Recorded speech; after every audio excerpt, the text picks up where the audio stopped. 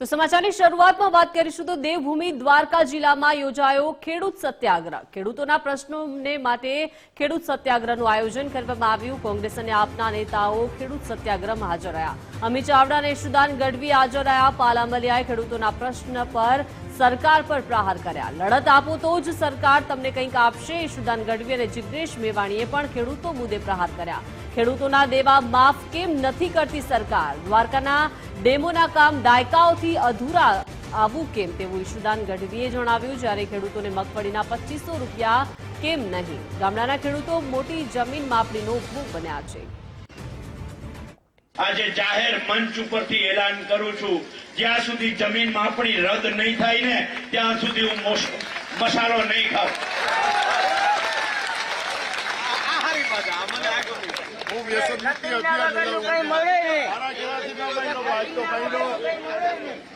આ હું પ્રણ લઉં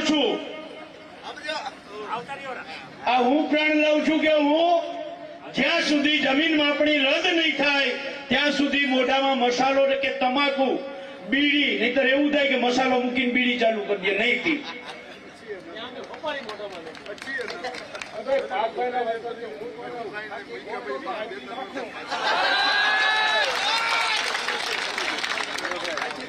₹21,000 અરજીઓનો નિકાલ તમે આવતા 21 વર્ષમાં કરવાના છો।